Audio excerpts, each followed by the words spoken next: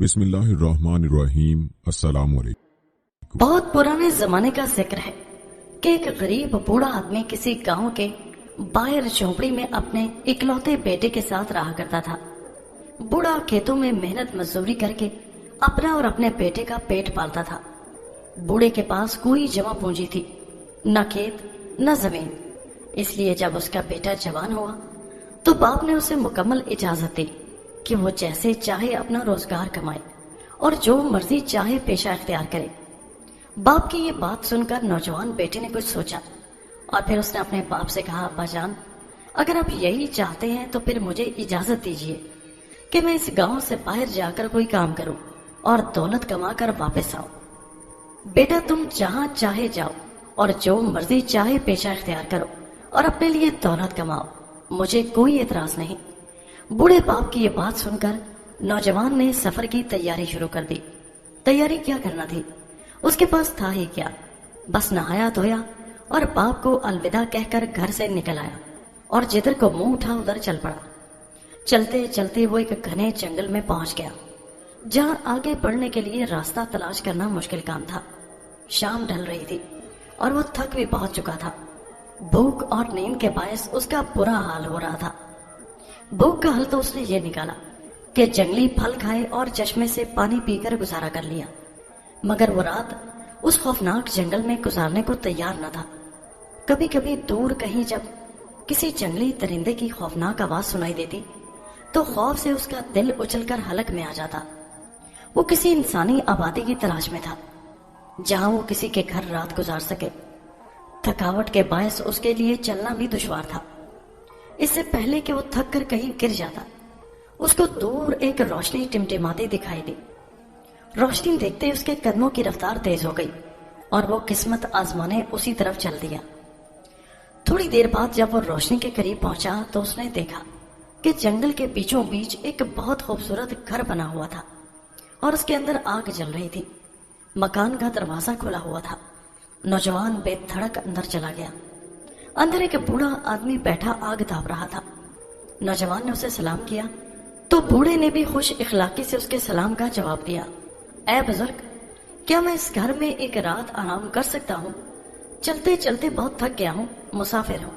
نوجوان نے پوچھا، نہیں، ایسا ممکن نہیں۔ جن لوگوں کا یہ گھر ہے وہ تھوڑی ہی دیر میں واپس آ جائیں گے، اور اگر انہوں نے تمہیں یہاں دیکھ لیا تو تمہیں اور مجھے دونوں کو جان سے مار ڈالیں گے، بوڑھے نے خوفزدہ لہجے میں کہا۔ نوجوان نے حیرت سے پوچھا، یہ کیسے لوگ یہاں رہتے ہیں بابا جو اتنے ظالم ہیں؟ نوجوان نے حیرت سے پوچھا۔ بوڑھے نے کانپتے ہوئے جواب دیا، بیٹا، وہ ڈاکو اور ٹھگ ہے، میں تو ایک ملازم ٹھہرا۔ ٹھیک ہے، وہ جو کوئی بھی ہوں، مجھے اس سے کیا؟ مجھے تو نیند آ رہی ہے اور میں اس ٹھنڈے موسم میں رات بھر باہر کھلے آسمان تلے نہیں گزار سکتا۔ نوجوان نے لاپرواہ انداز میں اس کی بات کا جواب دیا اور اس کے ساتھ ہی وہ بوڑھے کے قریب آگ کے پاس بیٹھ گیا۔ اس کا یہ انداز دیکھ کر بوڑھا مجبوراً بولا، نوجوان، تم اپنی ذمہ داری پر رات یہاں ٹھہر سکتے ہو، میں اس پر رضامند نہیں ہوں۔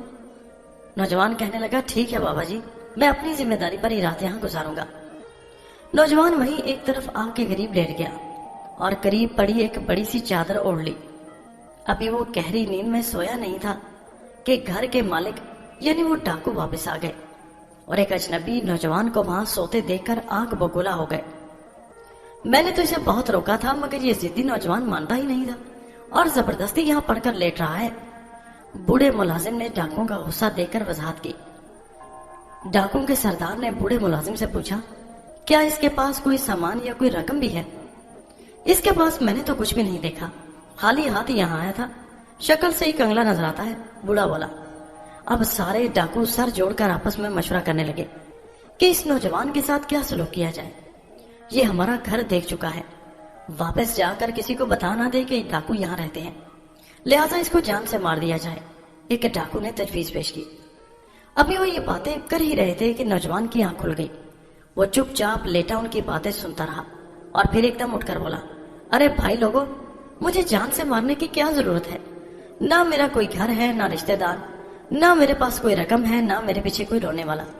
تم ایسا کیوں نہیں کرتے کہ مجھے اپنے پاس ہی ملازم رکھ لو، میں یہی تمہارے پاس رہ جاتا ہوں۔ ڈاکو اس کی بے باکی دیکھ کر اور بات سن کر بڑے حیران ہوئے۔ डाकुओं का सरदार फौरन बोला, तुम जानते हो हम कौन लोग हैं? हम लोगों को लूटते और ठगते हैं, हम डाकू हैं। क्या तुम ये काम कर सकते हो? घर की देखभाल के लिए तो हमारे पास ये बूढ़ा मुलाजिम पहले से मौजूद है। मैं पैसा कमाने के लिए भी कुछ करूंगा, नौजवान मुस्कुराकर बोला। डाकू ने हैरत से पूछा, क्या तुम लोगों को ठगना जानते हो? नौजवान ने जवाब दिया, अगर तुम मुझे अपने साथ रखोगे तो बहुत जल्द सीख जाऊंगा कि लोगों को कैसे लूटते हैं। उसकी ये बात सुनकर सब डाकू कमरे के कोने में जाकर आपस में मशवरा करने लगे। फिर उनका सरदार उस नौजवान के करीब आया और धीमे लहजे में बोला, तो फिर सुनो नौजवान, यहाँ से करीब ही एक गांव में एक किसान रहता है जिसके पास खूबसूरत 3 तनोमंद और खूब पले हुए बैल हैं। हमारी इतला के मुताबिक वो कल सुबह उनमें से एक बैल को फरोख्त करने के लिए कस्बे के बाजार में लेकर जाएगा। अगर तुम रास्ते में ही वो बैल उस किसान से इस तरह हथिया लो कि किसान को खबर भी ना हो और उसे कोई नुकसान भी ना पहुंचे, और बैल तुम ले आओ, तो फिर हम तुम्हें अपने साथ रख लेंगे। नौजवान ने थोड़ी देर उनकी बातों पर बड़ा गौर किया, फिर एक डाकू के पांव में मौजूद खूबसूरत जूते की तरफ इशारा करते हुए बोला, अगर तुम अपना ये जूता मुझे उधार दे दो तो मैं बैल तुम्हें लाकर दे सकता हूँ। डाकुओं ने हैरानी से एक दूसरे की तरफ देखा और फिर राजी हो गए। दूसरी सुबह वो डाकू नौजवान को साथ लेकर उस रास्ते पर पहुंचे जहां से उस किसान ने अपना बैल लेकर गुजरना था। नौजवान ने डाकुओं को झाड़ियों में छुपने की हिदायत की और खुद उसने डाकू के खूबसूरत जूते का एक पांव सड़क पर किसान के रास्ते में डाल दिया और खुद भी झाड़ियों में छुप कर बैठ गया और किसान के आने का इंतजार करने लगा। थोड़ी देर बाद जब वो किसान अपने बैल को हाँकता हुआ वहां पहुंचा तो उसने देखा कि सड़क पर एक खूबसूरत जूता पड़ा है। जूता देखते ही उसकी राल टपकने लगी और वो अपने आप से कहने लगा, अरे ये जूता तो बहुत खूबसूरत और नया मालूम होता है। अगर मैं इसे उठाकर घर ले जाऊं तो मेरी बीवी बड़ी खुश होगी। किसान की बीवी बहुत गुस्से वाली और झगड़ालू औरत थी और आज सुबह उसने किसान के साथ खूब झगड़ा किया था, बल्कि उस बेचारे के कान पर एक घोंसा भी चढ़ दिया था, जिसकी वजह से किसान को अभी तक दर्द महसूस हो रहा था। वो चाहता था कि ये जूता अपनी बीवी को तोहफा के तौर पर देकर उसका गुस्सा ठंडा कर दे, मगर फिर अचानक उसको ख्याल आया कि ये तो जूते का एक ही पांव है, जब तक दूसरा पांव ना मिला ये बेकार है। उसने इधर उधर निगाह दौड़ाई, मगर जब जूते का दूसरा पांव कहीं नजर न आया तो उसने जूता वहीं छोड़ा और बैल की रस्सी पकड़कर उसे लेकर आगे बढ़ गया। उसके आगे बढ़ते ही नौजवान ने अपने मंसूबे के मुताबिक जूते का वो पांव उठाया और झाड़ियों के अंदर छुपता छुपाता दौड़ता भागता उस किसान से काफी आगे निकल गया। थोड़ी आगे जाकर उसने अब जूते का दूसरा पांव सड़क पर डाल दिया और खुद दोबारा झाड़ियों में दबाकर बैठ गया। जब किसान बैल को लेकर वहां पहुंचा तो उसने देखा कि सामने सड़क पर उसी तरह के जूते का दूसरा पांव पड़ा है, जिसे वो बेकार समझकर पहले रास्ते में पीछे छोड़ आया था। उसे अपने ऊपर बड़ा सख्त गुस्सा आया कि उसने जूते का पहला पांव वहां से क्यों नहीं उठाया। अगर उठा लिया होता तो जूते का ये जोड़ा पूरा हो जाता। अब उसे वापस जाकर जूते का पहला पांव उठाना पड़ेगा, मगर बैल तो बहुत आहिस्ता आहिस्ता चलता है, उसे साथ लेकर वापस जाना बहुत मुश्किल काम है। कोई इतनी और देर में हिम्मत करके वहां से जूता ही ना उठा ले। ये सोचकर किसान ने बैल को एक दरख्त के तने के साथ बांधा और खुद पीछे की तरफ भागा कि किसी और के उठाने से पहले ही वो जूते का पहला पांव खुद उठा ले, ताकि उसका जोड़ा पूरा हो जाए और घर जाकर बीवी को तोहफा धन दे सके। किसान भागता हुआ पहले वाली जगह पहुंचा, मगर अब वहां कुछ भी नहीं था। पहला पांव तो नौजवान उठाकर वहां से खुद ही ले गया था। किसान काफी देर तक इधर उधर जूता तलाश करता रहा। इस दौरान नौजवान ने दरख्त के तने से बंधे हुए उस बैल को खोला और वहां से गायब हो गया। किसान मायूस होकर वापस उस जगह आया जहां उसने बैल बांधा था, अपना सर पीट कर रह गया, क्योंकि अब बैल वहां से गायब था। ना ही वहां जूते का दूसरा पांव था और ना ही बैल। उसे समझ आ गया कि वो अपने लालच के हाथों लुट गया है। अब उसे खौफ पैदा हुआ कि उसकी झगड़ालू बीवी इस तरह बैल के चोरी हो जाने पर उसकी जान को आ जाएगी। लिहाजा उसने सोचा कि मैं चुपके से घर वापस जाता हूँ और वहां से दूसरा बैल खोल लाता हूँ और उसे बाजार में फरोख्त करके उसकी रकम अपनी बीवी को दे दूंगा। उसने ऐसा ही किया। घर वापस गया, दूसरे बैल को चुपके से खोला और दोबारा बाजार की तरफ चल पड़ा। उधर डाकू नौजवान की दिलेरी पर बहुत खुश थे और पहला बैल हासिल करके बहुत खुश हुए थे। डाकू मुसलसल उसकी ताक में थे। जब उन्होंने देखा कि किसान दूसरा बैल लेकर आ रहा है तो उन्होंने नौजवान से कहा, नौजवान, अगर तुम ये दूसरा बैल भी पहले की तरह इस किसान से हथिया लो तो हम तुम्हें मुंह मांगा इनाम भी देंगे। नौजवान फौरन रजामंद हो गया। इस दफा उसने एक रस्सी ली और अपने आप को किसान के रास्ते में एक दरख्त के साथ बांध दिया। जबकि किसान बैल लेकर वहां से गुजरा तो वो एक नौजवान को इस तरह दरख्त से बंधा देखकर बहुत हैरान हुआ। इससे पहले कि वो कुछ पूछता, नौजवान दुहाई देने लगा, ऐ रहमदिल इंसान, मेरी मदद करो। किसान ने उसकी तरफ देखा और फिर मोहतात अंदाज में इधर उधर देखते हुए बोला, नौजवान, तुम्हें यहाँ किसने बांधा है? मैं जरूर तुम्हारी मदद करता, मगर मैं पहले ही अपना एक बैल खो चुका हूँ, इसलिए अब रुक नहीं सकता। मुझे जल्दी जल्दी बाजार पहुँचना है। ये कहकर किसान बैल को लेकर वहां से आगे बढ़ गया। उसके आगे बढ़ते ही नौजवान ने अपने आप को रस्सी से आजाद कराया और खुद झाड़ियों में छुपता छुपाता तेजी से भागता हुआ किसान से आगे पहुंच गया और फिर पहले की तरह दोबारा अपने आप को एक दरख्त से बांध लिया। किसान जब वहां से गुजरने लगा तो उस नौजवान को दरख्त से बंधा देखकर बहुत हैरान हुआ और बोला, अरे तुम तो वहां पीछे उस दरख्त के साथ बंधे थे और अब यहाँ भी मौजूद हो। ये कोई जादू है या तुम कोई भूत हो? मेरी मदद करो। नौजवान कराया, मैं तुम्हारी कोई मदद नहीं कर सकता। किसान बोला, मुझे बाजार पहुंचने की जल्दी है जहां मुझे ये बैल फरोख्त करना है। किसान ने ये कहकर तेजी से आगे कदम बढ़ा दिए। उसके जाते ही नौजवान ने पहले की तरह फिर अपने आप को रस्सी से खोला और दोबारा किसान से पहले उसके रास्ते पर आगे पहुंच गया और फिर अपने आप को तीसरी बार दरख्त से बांध लिया। किसान उसको तीसरी दफा यूं बंधे देकर चिल्ला उठा, अरे तुम यकीनन कोई शैतान या भूत हो। मैं तुम्हें पीछे छोड़कर आता हूँ और तुम फिर आगे आकर मौजूद होते हो। नौजवान, मैं कोई भूत नहीं हूँ। वो दो नौजवान जो तुमने पीछे देखे हैं वो मेरे जुड़वा भाई हैं। हमारे दुश्मनों ने हमें इस तरह इस जंगल में बांध रखा है। मेहरबानी फरमाकर हमारी मदद करो। किसान उस नौजवान की बात सुनकर थोड़ी देर चुप रहा, फिर सोचता रहा, फिर बोला, तुम मुझे इस तरह बेवकूफ नहीं बना सकते। मैं वापस जाकर देखता हूँ। अगर वो दोनों नौजवान उसी जगह मौजूद हुए दरख्त के साथ बंधे तो फिर तुम्हारी बात दुरुस्त है, वरना तुम मेरे साथ कोई धोखा कर रहे हो। किसान ने जवाब दिया और फिर एक दरख्त के तने के साथ बैल को बांधा और खुद वापस पीछे की तरफ भागा ताकि उन दोनों नौजवानों को दरख्तों के साथ बंधा हुआ देखकर तस्दीक कर सके। किसान के जाते ही नौजवान ने खुद को रस्सियों से आजाद किया और बैल की रस्सी खोलकर वहां से चंपत हो गया। डाकू उसकी चालाकी पर शशता रह गया। अब किसान को पीछे रास्ते पर कुछ न मिला तो वो भागता हुआ वापस आया, मगर अब वहां ना वो नौजवान था और ना ही किसान का बैल।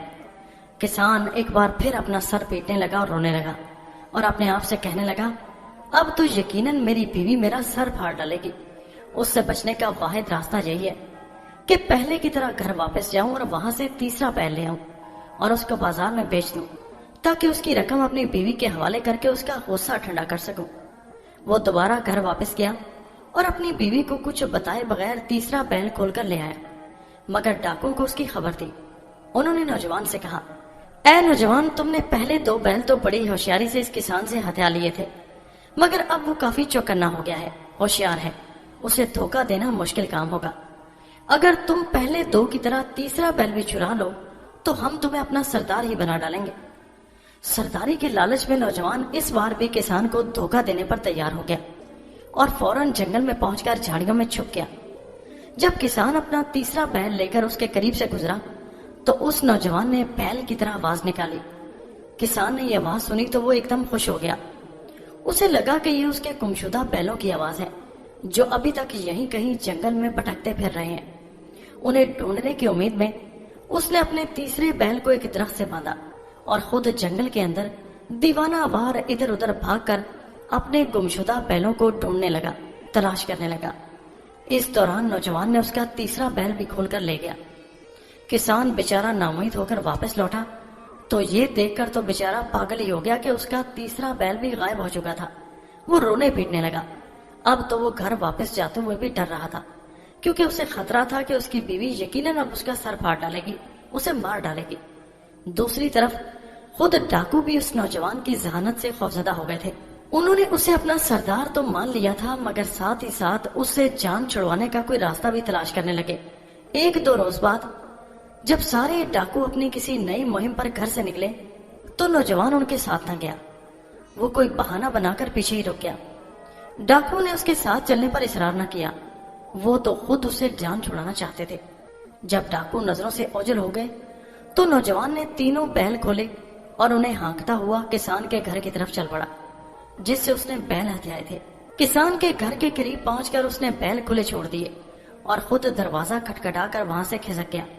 اسے یقین تھا کہ کسان باہر نکل کر اپنے بیل پہچان لے گا۔ واپس آ کر اس نے ڈاکو کے چند فالتو گھوڑے جو استبل میں کھڑے تھے ان پر گھر میں پڑا ڈاکو کا سب سونا چاندی اور قیمتی سامان لادا، اور پھر بوڑھے نگران یعنی اس بوڑھے ملازم کے ہاتھ پاؤں باندھ کر ایک کمرے میں بند کر دیا اور اس کا شکریہ ادا کیا اور اسے کہا، بابا ڈاکو کو بتا دینا کہ مجھے تلاش کرنے کی کوشش نہ کریں ورنہ اپنے نقصان کے خود ذمہ دار ہوں گے۔ یہ کہہ کر وہ ایک گھوڑے پر سوار ہوا اور ساز و سامان سے لدے ہوئے باقی گھوڑوں کو لے کر وہاں سے روانہ ہو گیا۔ جب ڈاکو واپس گھر پہنچے اور انہیں جب خبر ہوئی تو انہوں نے اپنے قیمتی سامان کی کوئی پرواہ نہ کی اور نہ ہی اس نوجوان کا پیچھا کیا، بلکہ انہوں نے شکر کیا کہ اتنے خطرناک ٹھگ سے ان کی جان چھوٹ گئی۔ ڈاکو سے چھینا ہوا سارا قیمتی سامان اور گھوڑے لے کر وہ نوجوان اپنے گھر کی طرف چل پڑا۔ جب وہ گھر کے قریب پہنچا تو اس نے ایک جگہ گھوڑوں کو روکا اور ان پر لدے سامان میں موجود کپڑوں سے ایک شاندار قیمتی جوڑا نکالا اور اس کو پہن لیا۔ ان کپڑوں میں وہ امیر کبیر تاجر نظر آنے لگا۔ اس کے بعد اس نے اپنے گھر کے دروازے پر دستک دی۔ جب اس کا بوڑھا باپ باہر نکلا تو وہ اپنے بیٹے کو اس قیمتی لباس میں بالکل بھی پہچان نہ پایا اور سوالیہ نظروں سے نوجوان کی طرف دیکھتے ہوئے بولا، کیا مجھے اس گھر میں رہنے کے لیے کمرہ مل جائے گا؟ نوجوان نے مسکراتے ہوئے پوچھا، میرا گھر آپ کے شایان شان نہیں ہے محترم، بوڑھے نے خوفزدہ لہجے میں جواب دیا۔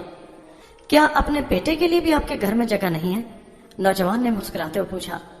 نوجوان کی اس بات پر بوڑھے نے بہت غور سے اس کا چہرہ دیکھا تو اپنے بیٹے کو فوراً پہچان لیا۔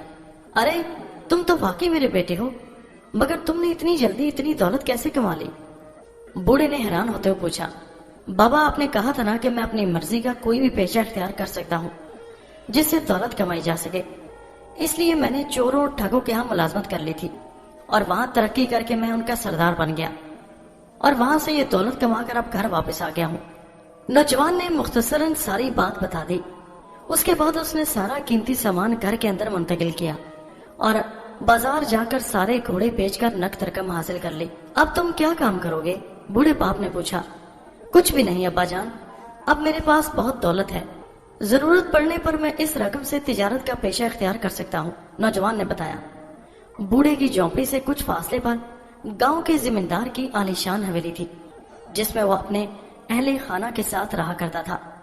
اس زمیندار کی ایک ہی بیٹی تھی جو بہت قابل اور خوبصورت تھی اور نوجوان اس لڑکی کو پسند کرتا تھا اور اس سے شادی کرنا چاہتا تھا۔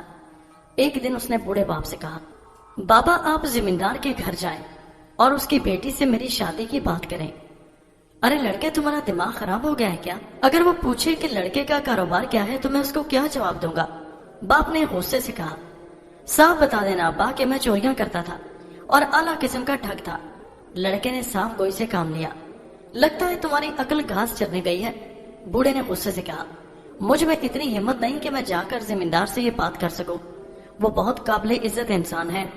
اپنے باپ کی یہ بات سن کر بھی نوجوان نے اپنی ضد نہ چھوڑی۔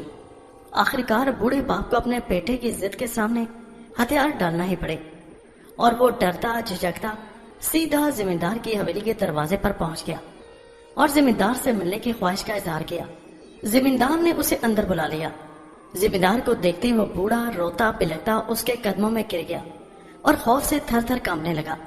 اے بزرگ کیا مسئلہ ہے، صاف صاف بتائیے تاکہ میں آپ کی کوئی مدد کر سکوں، زمیندار نے نرمی سے پوچھا۔ حضور میرا بیٹا بڑا نادان ہے، اگر آپ مجھے اور اس کو معاف کر دیں تو میں عرض کروں کہ وہ آپ کی بیٹی سے شادی کا خواہش مند ہے۔ بوڑھے کی بات سنتے ہی زمیندار کے چہرے کا رنگ بدل گیا، مگر پھر بھی اس نے اپنے غصے کو دبا لیا اور نرم لہجے میں پوچھنے لگا، اے بزرگ تمہارا بیٹا کیا کاروبار کرتا ہے؟ حضور وہ ایک بہترین چور اور اعلیٰ قسم کا ٹھگ ہے، لوگوں کی آنکھوں میں دھول جھونک کر ان کو لوٹ لینا اس کے بائیں ہاتھ کا کھیل ہے۔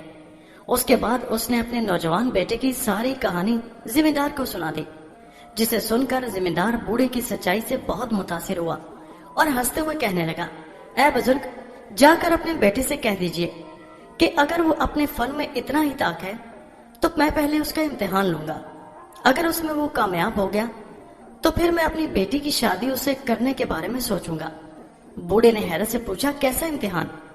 امتحان یہ ہے کہ پرسوں دوپہر کو ہمارے گھر میں میرے ایک تاجر دوست کی دعوت ہے اور اس کے لیے ایک سالم بکرا بھونا جائے گا. اگر تمہارا بیٹا ہمارے باورچی خانے سے یہ بھنا ہوا بکرا اٹھا کر لے جانے میں کامیاب ہو گیا تو پھر میں اس شادی کے لیے سوچوں گا. ذمہ دار کی یہ شرط سن کر بوڑھا چپ چاپ اپنے گھر واپس آ گیا اور اپنے بیٹے کو ساری صورتحال سے آگاہ کر دیا. ساری بات سن کر وہ نوجوان بالکل بھی پریشان نہ ہوا بلکہ شرط پوری کرنے میں جٹ گیا. اس نے جنگل سے خوب پلے ہوئے 3 جنگلی خرگوش زندہ پکڑے اور ان کو ایک تھیلے میں بند کر لیا اور اس کے بعد دعوت والے دن اس نے بھیس بدلا اور اپنا حلیہ ایک ایسے بوڑھے فقیر کا بنایا جسے دیکھتے ہی سب کو اس پر ترس آ جائے. اس کے بعد دوپہر کے وقت وہ ذمہ دار کی حویلی کے عقبی دروازے پر پہنچ گیا. اس نے خرگوشوں والا تھیلا اپنے کندھے پر لٹکا رکھا تھا. اس وقت ذمہ دار اپنے ملازمین کے ساتھ باورچی خانے میں موجود تھا اور بکرا بھوننے کی نگرانی کر رہا تھا. موقع دیکھ کر نوجوان نے ایک خرگوش حویلی کے اندر چھوڑ دیا جو ادھر ادھر بھاگنے لگا. ارے دیکھو کتنا خوبصورت اور پلا ہوا خرگوش ہے، پکڑو اس کو بھی پکاتے ہیں. باورچی خانے میں موجود لوگ اس خرگوش کو پکڑنے کے لیے دوڑے. ارے اس کے پیچھے مت جاؤ، سب لوگ واپس آ جاؤ، ذمہ دار چلایا. تو سب لوگ خرگوش کو چھوڑ کر واپس باورچی خانے میں آ گئے اور اپنے اپنے کام میں لگ گئے. تھوڑی دیر کے بعد نوجوان نے دوسرا خرگوش بھی حویلی کے اندر چھوڑ دیا. جب اس نے بھی ادھر ادھر بھاگنا شروع کیا تو باورچی خانے میں موجود لوگ 2 موٹے تازے خرگوش دیکھ کر رہ نہ سکے اور ایک بار پھر ان کو پکڑنے دوڑے. ذمہ دار نے دوبارہ ان کو سختی سے روکا. کام بنتا نہ دیکھ کر نوجوان نے تھوڑی دیر بعد تیسرا خرگوش بھی حویلی کے اندر پھینک دیا. وہ بھی ادھر ادھر دوڑنے لگا. باورچی خانے کے ملازمین نے جب دیکھا کہ عقبی باغ میں 3 موٹے تازے خرگوش کھیل کود رہے ہیں تو وہ اب رہ نہ سکے اور ان کے پیچھے لگ گئے. اب ذمہ دار کی بھی رال ٹپکی اور وہ بھی ان میں شامل ہو گیا. جب سارے لوگ خرگوش پکڑنے میں مصروف ہو گئے تو نوجوان چپکے سے باورچی خانے کے اندر گھسا اور بنا ہوا بکرا اٹھا کر اپنے تھیلے میں ڈال لیا اور وہاں سے رفو چکر ہو گیا. تھوڑی دیر بعد خرگوش بھی شکاریوں کے ہاتھ سے بچ کر جنگل کی طرف بھاگنے میں کامیاب ہو گئے. سب لوگ ناکام ہو کر جب واپس لوٹے تو دیکھا کہ بکرا غائب ہو چکا تھا. ذمہ دار کی آنکھیں حیرت سے کھلی کی کھلی رہ گئی. وہ شرط ہار گیا تھا اور نوجوان شرط جیت چکا تھا. نوجوان کامیاب ہو گیا تھا. اس دن ذمہ دار نے اپنے جس تاجر دوست کو کھانے پر مدعو کیا تھا، جب وہ دعوت میں پہنچا تو ذمہ دار نے ساری حقیقت اس کو بتا دی کہ کیسے ایک نوجوان بکرا چرا کر لے گیا ہے. اس کی ساری بات سن کر تاجر دوست بہت حیران ہوا اور بولا، تم اتنے چالاک ہونے کے باوجود کیسے اس نوجوان کی چال میں پھنس گئے؟ مجھے تو کوئی اتنی آسانی سے بیوقوف نہیں بنا سکتا. ایسا مت بولو، وہ نوجوان اتنا شاطر ہے کہ کسی کو بھی آسانی سے بیوقوف بنا سکتا ہے. ذمہ دار نے خفگی بھرے لہجے میں کہا، مگر اس کا تاجر دوست اس سے بالکل بھی متفق نہ ہوا اور اس کا مذاق اڑاتا رہا کہ وہ کیسے بیوقوف بن گیا. شام کو نوجوان ذمہ دار کی حویلی پہنچا اور کہنے لگا، میں نے اپنا فن ثابت کر دیا ہے، اب آپ اپنے وعدے کے مطابق اپنی بیٹی کی شادی مجھ سے کر دیں. نوجوان کی یہ بات سن کر ذمہ دار کہنے لگا، میرے پاس میرا ایک تاجر دوست آیا ہوا ہے جس کے کھانے کو تم اڑا کر لے گئے تھے. وہ سمجھتا ہے کہ اس کو دھوکہ دینا مشکل ہے. اگر تم اس کا غرور توڑ دو تو مجھے خوشی ہوگی اور میں اپنا وعدہ بھی پورا کر دوں گا. یہ تو کوئی مشکل کام نہیں. نوجوان نے ہنس کر کہا، جو میرے فن کو شک کی نگاہ سے دیکھتا ہے اسے سبق ضرور ملنا چاہیے. آپ مجھے صرف اس کا نام اور پتہ بتا دیجیے. زمیندار نے اس نوجوان کو اپنے تاجر دوست کے گھر کی نشاندہی کر دی. اس کے بعد نوجوان نے گھر جا کر ایک بڑی سی سفید چادر اپنے اوپر اوڑھی اور بطخوں کے بہت سارے پر لے کر اپنے کندھوں پر چپکا لیے. پھر وہ تاجر کے گھر کو جانے والے راستے پر ایک درخت کے پیچھے چھپ گیا. جب وہ تاجر رات کو واپس اپنے گھر آ رہا تھا تو نوجوان نے آواز بدل کر اس کا نام پکارا. تاجر نے حیرانی سے ادھر ادھر دیکھا. ارے یہ مجھے کون بلا رہا ہے؟ میں ایک فرشتہ ہوں. نوجوان سامنے آتے وہ بولا، میں آسمان سے آیا ہوں تاکہ تمہارے نیک کاموں کے بدلے میں تمہیں زندہ ہی جنت میں پہنچا دوں. کل شام تم تیار رہنا، میں آ کر تمہیں لے جاؤں گا. تم اپنے ساتھ سونا چاندی اور نقد رقم بھی لے جا سکتے ہو جو تم نے اپنے گھر میں جمع کر رکھی ہے. اور ہاں، کسی سے اس بات کا ذکر نہ کرنا ورنہ وہ بھی تمہارے ساتھ جانے کی ضد کریں گے. جس کی وجہ سے تم بھی نہیں جا سکو گے۔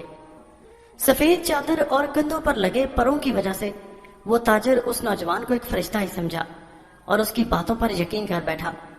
فوراً اس کے قدموں میں گر پڑا اور گر گراتے ہوئے اس کا شکریہ ادا کرنے لگا۔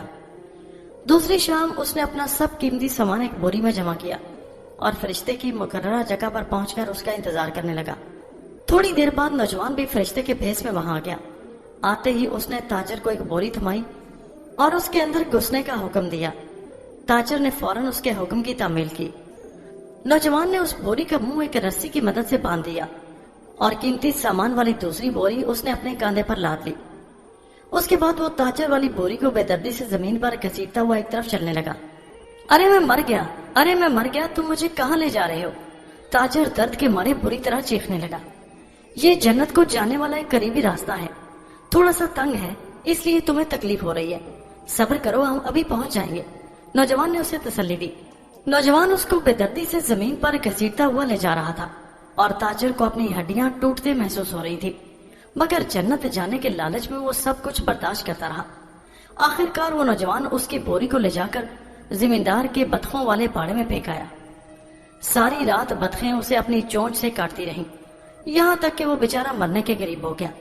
نوجوان جاتے ہوئے اس کی ساری دولت بھی اپنے ساتھ لے گیا۔ دوسری صبح جب بطخوں کی صفائی کرنے والی ملازمہ وہاں آئی تو ایک بوری کو وہاں پڑے دیکھ کر حیران رہ گئی۔ بوری کے اندر تاجر درد کی شدت سے کراہ رہا تھا۔ ملازمہ نے ڈرتے ڈرتے بوری کا منہ کھولا تو اندر ایک انسان کو دیکھ کر دنگ رہ گئی۔ اوہ میرے خدا، تم کون ہو اور یہاں کیا کر رہے ہو؟ ملازمہ نے پوچھا۔ اگر تم کوئی فرشتہ اور یہ جنت ہے تو مجھے یہاں سے نکالو اور واپس زمین پر پہنچا دو، میں وہی خوش ہوں۔ یہاں یہ چھوٹے شیطان مجھے تلواروں سے مار پیٹ رہے ہیں۔ وہ کراہتے ہوئے بولا، خدا تمہاری مدد کرے، میں فرشتہ ہوں نہ یہ جنت ہے، بلکہ یہ تو زمیندار کی بطخوں کا باڑا ہے۔ ملازمہ نے اسے بوری سے باہر نکالتے ہوئے بتایا۔ بیچارہ تاجر جب بوری سے باہر نکلا تو اس کا انگ انگ دکھ رہا تھا۔ آس پاس کا ماحول دیکھتے ہی اس کو ساری بات سمجھ آ گئی اور کہنے لگا، میں سمجھ گیا، یہ سب اسی ٹھگ کا کیا دھرا ہے جس نے زمیندار کو بھی دھوکہ دیا تھا۔ اس نے ادھر ادھر دیکھا اور جب اپنی دولت والی بوری نظر نہ آئی تو وہ بری طرح رونے پیٹنے لگا۔ اس کا شور سن کر زمیندار بھی وہاں آ گیا۔ اب اس کو سارا ماجرا معلوم ہوا تو وہ بری طرح ہنسنے لگا اور کہنے لگا، اب تو مانتے ہو نا کہ وہ نوجوان شیطان کی طرح چالاک ہے، وہ کسی کو بھی دھوکہ دے سکتا ہے۔ اس کے بعد اس نے تاجر کی مرہم پٹی کی اور اس کو اس کے گھر پہنچا دیا۔ شام کو جب نوجوان زمیندار کے پاس پہنچا اور شادی کے وعدے پر اصرار کیا تو زمیندار بولا، نوجوان تم واقعی اپنے فن کے ماہر ہو اور لوگوں کو بہت عمدہ دھوکہ دے سکتے ہو، مگر میں ایک دفعہ اور تمہارا امتحان لینا چاہتا ہوں۔ سنو، میرے استبل میں 12 شاندار گھوڑے کھڑے ہیں، میں آج رات ان میں سے ہر ایک پر ایک سوار بٹھا دوں گا۔ اگر تم عمدہ چور ہو تو ان سواروں کے نیچے سے گھوڑے نکال کر لے جاؤ۔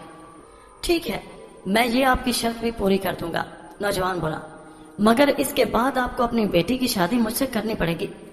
ٹھیک ہے، تم فکر نہ کرو نوجوان، اگر تم کامیاب ہو گئے تو میں اپنا وعدہ ضرور پورا کروں گا۔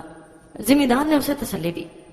زمیندار کے گھر سے نکل کر وہ نوجوان سیدھا بازار پہنچا اور وہاں سے نیند کی دوا خریدی۔ گھر واپس آیا اور قہوہ تیار کر کے ان کو 2 بوتلوں میں بھر لیا۔ ایک میں اس نے نیند کی دوا ملا دی جبکہ دوسری کو ویسے ہی رہنے دیا۔ اس کے بعد اس نے 11 مزدور کرائے پر لیے اور ان کو رات کے وقت زمیندار کے استبل کے باہر انتظار کرنے کو کہا۔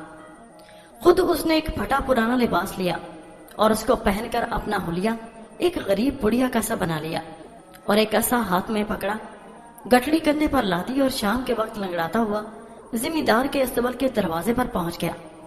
وہاں ملازمین گھوڑوں کو پانی پلا رہے تھے اور ان کے سامنے چارہ ڈال رہے تھے۔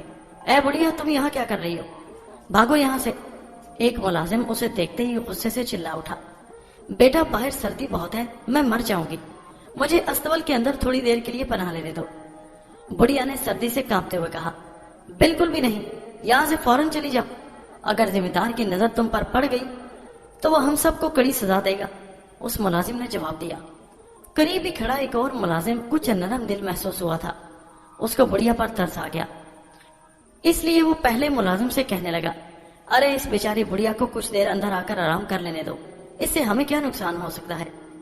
اس دوران دوسرے ملازم بھی اس کی بات سن کر وہاں جمع ہو گئے۔ وہ سب آپس میں بحث کرنے لگے۔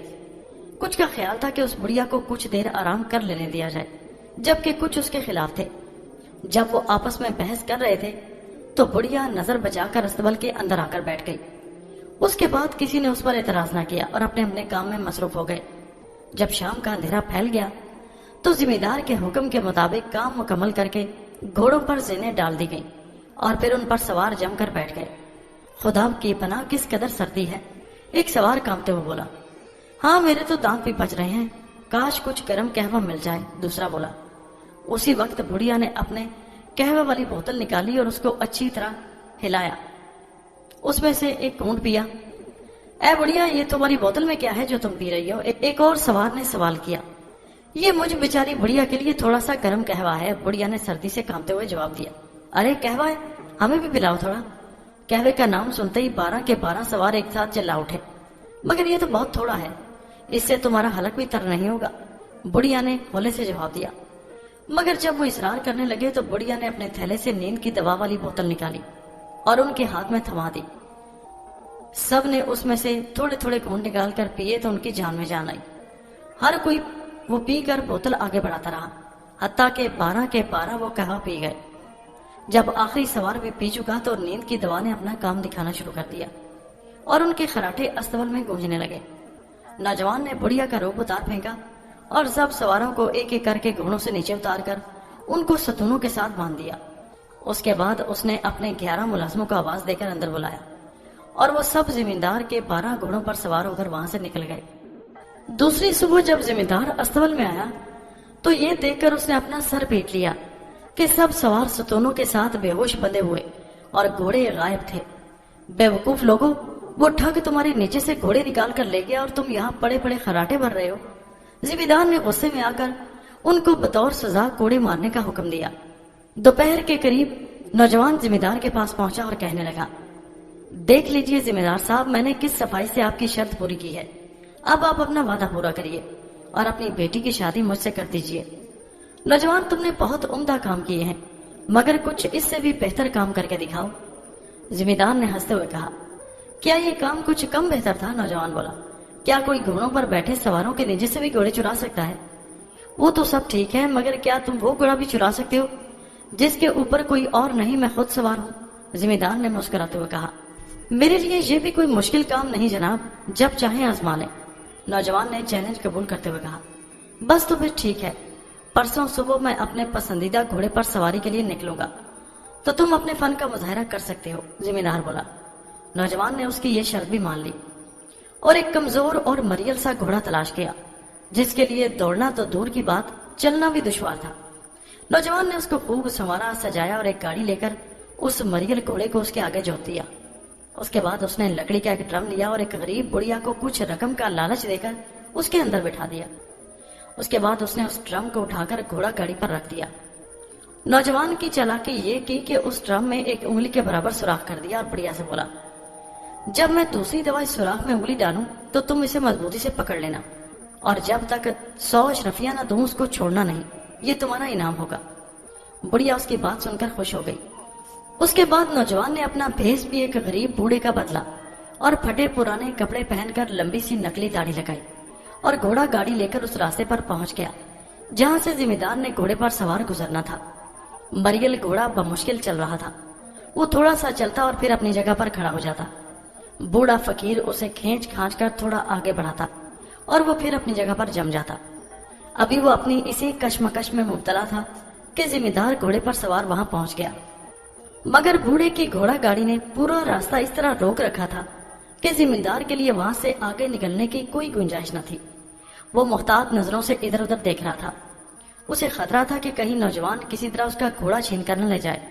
وہ بوڑھے سے پوچھنے لگا، بابا تم نے یہاں کسی اجنبی کو تو نہیں دیکھا؟ اجنبی؟ نہیں تو مجھے نہیں معلوم۔ ہاں، ایک مشکوک سا نوجوان یہاں کہیں نظر آیا، پھر شاید کہیں چلا گیا۔ میں تو اپنے اس مصیبت مارے گھوڑے کے ساتھ سر پھوڑ رہا ہوں، بوڑھے نے بیزار سے لہجے میں جواب دیا۔ کیا تم انعام کے طور پر کچھ رقم حاصل کرنا چاہتے ہو؟ زمیندار نے بوڑھے سے پوچھا۔ انعام کا سنتے ہی بوڑھے کی بانچیں کھل اٹھی اور وہ پوری طرح اس کی طرف متوجہ ہو گیا۔ کیسا انعام؟ سنو، اگر تم جا کر آس پاس دیکھو کہ یہاں کوئی گھات میں تو نہیں بیٹھا تو میں تمہیں ایک اچھی رقم انعام کے طور پر دوں گا۔ افسوس میں یہ کام نہیں کر سکتا، बूढ़ा फकीर मायूस होकर बोला, क्यों नहीं कर सकते? जिम्मेदार ने सख्त लहजे में पूछा। इसलिए कि मैं ये ड्रम तेल से भरकर दूसरे गांव ले जा रहा हूँ, मगर बदकिस्मती से इसमें सुराख हो गया है, जिसकी वजह से सारा तेल बह जाएगा। तेल को गिरने से बचाने के लिए मैंने इस सुराख में अपनी उंगली दे रखी है, ताकि ये बंद रहे और तेल न गिरे।